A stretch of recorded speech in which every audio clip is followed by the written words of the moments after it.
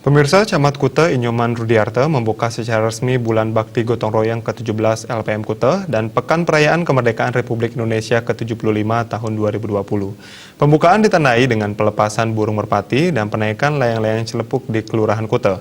Acara berlangsung sangat meriah dan lancar meski di tengah pandemi COVID-19 dengan tetap memperhatikan protokol kesehatan.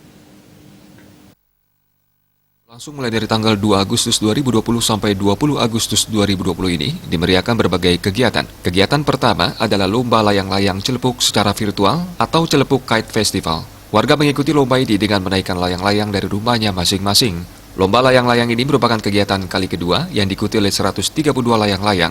Kegiatan kedua digelar pada 14 Agustus, yaitu Lomba Taman Kelajakan. Sebagai upaya partisipasi dalam upaya menjaga kebersihan lingkungan di sepanjang Tukat Mati. Sanksi terhadap masyarakat yang tidak membersihkan halaman adalah membersihkan Tukat Mati selama seminggu. Kegiatan lainnya adalah bakti sosial ke Panti Jompo. Pada 16 Agustus ada Lomba Wild Fishing Turnamen, yaitu lomba memancing sambil memungut sampah. Puncaknya diisi lomba legian kayak race yang diikuti oleh warga negara asing dan warga lokal dengan jumlah peserta 32 orang. Kegiatan terakhir adalah Tirta Yatra. Acara semacam ini dilaksanakan setiap setahun sekali yang biasanya jatuh di bulan Mei. Akibat pandemi COVID, acara diundur ke bulan Agustus dan disatukan dengan Hari Kemerdekaan Republik Indonesia. Kegiatan ini masih digelar dalam pandemi COVID-19 sehingga protokol kesehatan sangat diutamakan. Bulan Bakti Gotong Royong ini mempunyai 3 prinsip, yaitu efisien, efektif, produktif. Kegiatan Bulan Bakti Gotong Royong Masyarakat LPM Kelurahan Legian yang ke-17 dan Pekan Perayaan Hari Kemerdekaan RI yang 75 tahun 2020. Nah, kegiatan ini memang karena kita dalam situasi pandemi COVID, jadi kegiatannya lebih kita arahkan kepada mengikuti protokol kesehatan.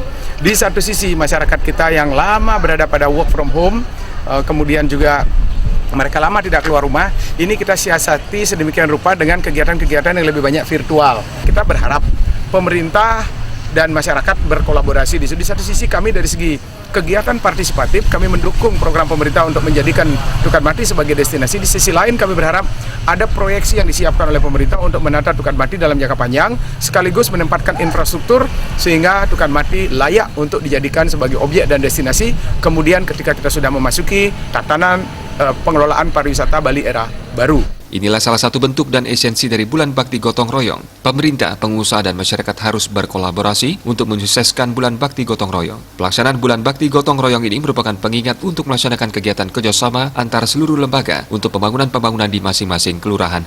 Inilah salah satu bentuk dan esensi daripada Bulan Bakti Gotong Royong, karena bagaimana kita mewujudkan sebuah kolaborasi antara pemerintah, pengusaha maupun masyarakat untuk mensukseskan Bulan Bakti Gotong Royong. Karena Bulan Bakti ini kan harapan kita adalah bagaimana kita mengajak masyarakat untuk mengisi pembangunan yang ada di wilayah kita masing-masing dengan sesuatu yang positif. Dalam Bulan Bakti ini, masyarakat diajak untuk mengisi pembangunan di wilayah masing-masing dengan melakukan segala sesuatu yang positif. Dewa Krisna, Bali TV.